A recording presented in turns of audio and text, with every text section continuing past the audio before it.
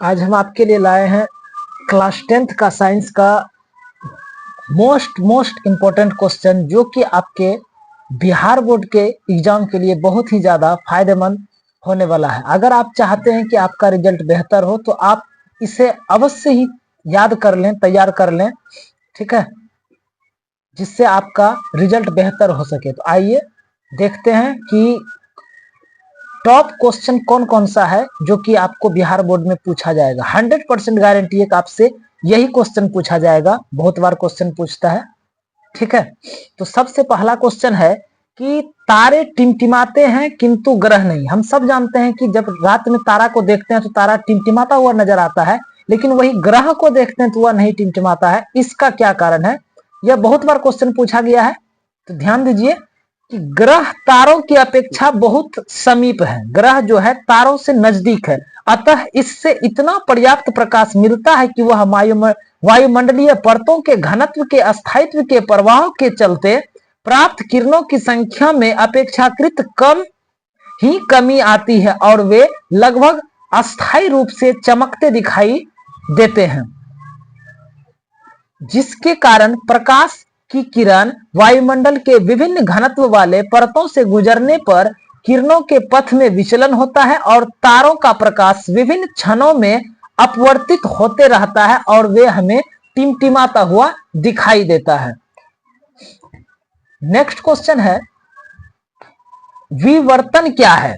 विवर्तन क्या है? ध्यान दीजिएगा, विवर्तन क्या है?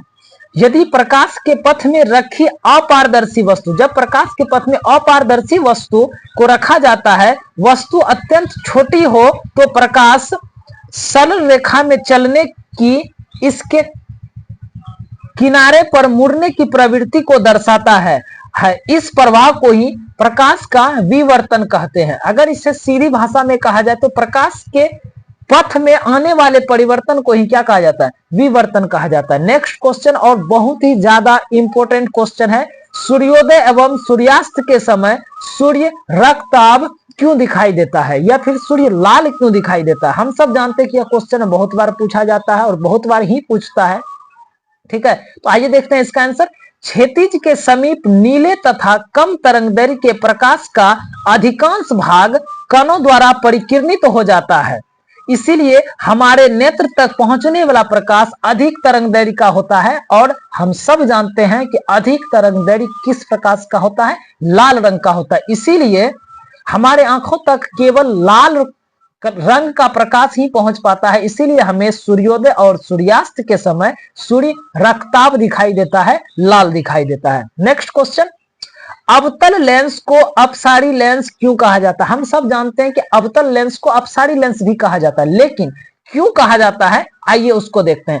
अवतल लेंस के द्वारा समांतर प्रकाश की किरणें अपवर्तन के बाद अपवर्तित होकर आपस में फैल जाती है। जब अवतल लेंस से समांतर किरण को गुजारा जाता है तो वह अपवर्तन के बाद अपवर्तित होकर फैल जाती है, यानी अवतल लेंस प्रकाश के समांतर किरणों को अपसरित कर देता है।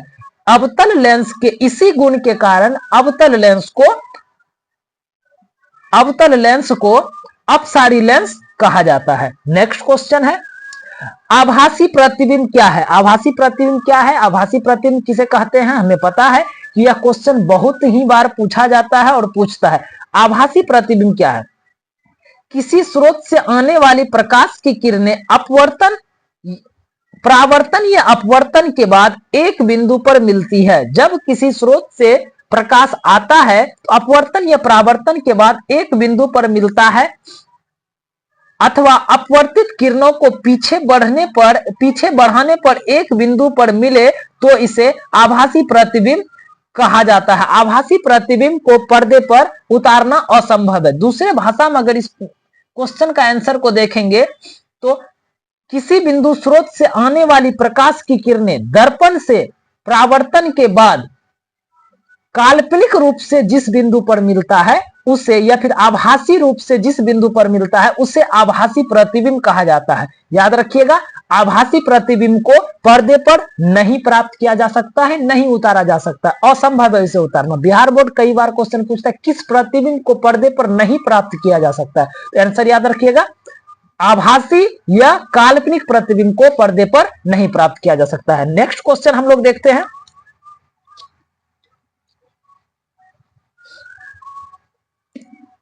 वास्तविक प्रतिबिंब क्या है?